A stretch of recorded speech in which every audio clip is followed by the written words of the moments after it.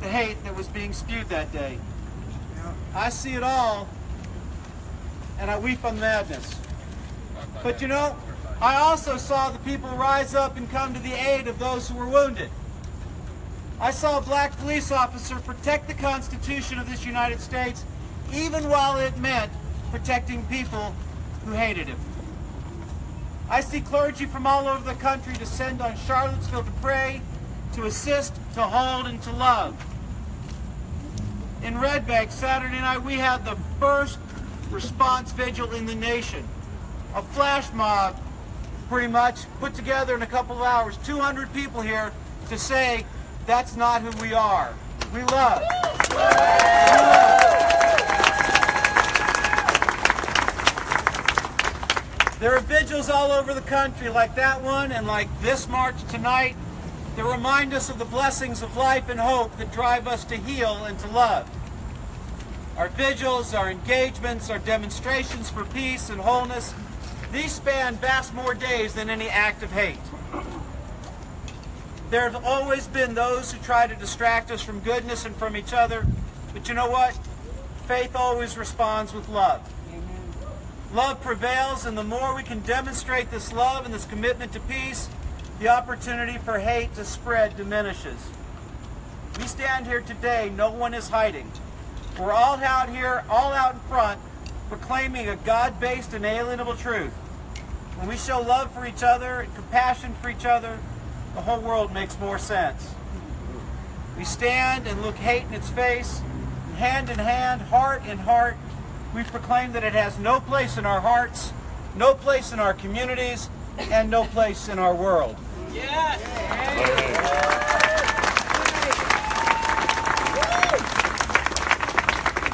Whatever our faith tradition, whomever we love, whatever our color, our language, or our culture, each of us is a reflection of God.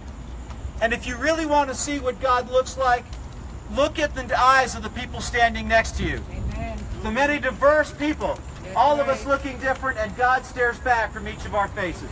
Yes. Yes. I see friends shaking hands saying, how do you do? They're really saying, I love you. Each of us has a rose.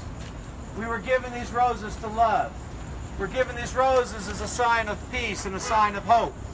And as we walk tonight, and as we then take these home and we'll read the cards that are on each of our roses, we're going to be reminded about what's most sacred and what's the most important these days. We do stand with each other. We do stand in the face of adversity, and we shall overcome. Amen. Peace and love shall overcome. Loving parent of all creation, source of all inspiration for good, in the spirit of one unified soul, we come before you. We're holding each other, reaching out to each other, to our families and our communities with one simple message. Life is too precious to be lost to hate. Time is too short to waste on destroying each other. Our lives and time only make sense when we build relationships and we see in each other blessings. That when synergized, when brought together, each of us becomes more whole. God, walking arm in arm, may we show the world the value of this love. May we move the world to throw down its walls and remove the shackles that bind people to fear and to hate from the ashes of this week's destruction. May we give rise to the phoenix, the image of love, the image of strength, the image of vitality, and the image of love. And may the legacy of this week and the many acts that disturb us, may the legacy be the people that are coming together to say, no, we love each other, we care for each other, and we are one heart, one people, one heart. You and I, we can change the world. And if you and I aren't going to do it, it's not going to happen. But we're here.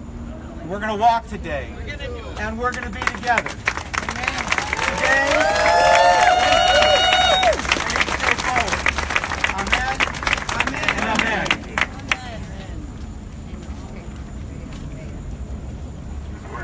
Hello.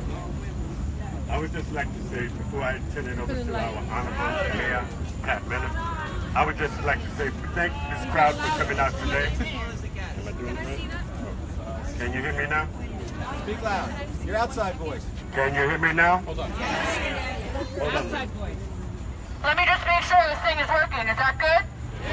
Put your mouth all the way up to it. I guess I gotta kiss it. I don't have to push the button? Okay. Speak right into it. Just want to thank each and every one of you all for coming out here today in the absence of our pastor, Reverend Terrence K. Porter, who's away on a mission trip. But we're going to thank you all, and just remember what Rabbi Klein said. And we need to understand that tearing down monuments don't mean anything. They're already dead. But we can come together as one body. Amen. Because we got to realize no matter what, we're all immigrants. So one portion of people do not own this world. We're all immigrants. We all came from one place or the other. And so before the mayor comes, I just want to leave a few words with you. You shouldn't have asked me to come because you know I love singing. But I'm going to leave a word about no man is an island. Because we are none island. Everybody needs one another. We all need each other in order to make this world a better place to live. So at this time, no man is an island. No man stands alone. Each man's joy is joy to me. Each man's grief is my own.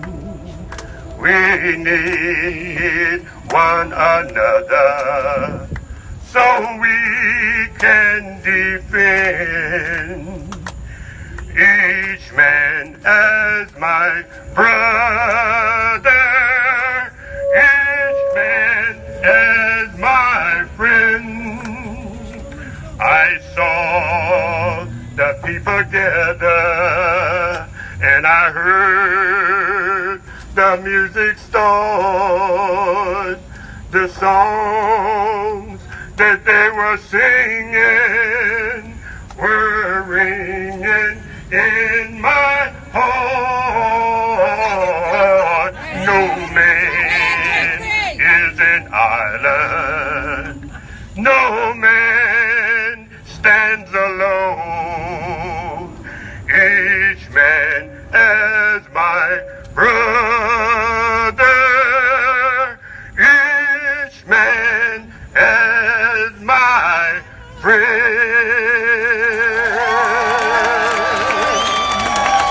At this time, we're going to have greetings from our Honorable Mayor Patman of Red Bank.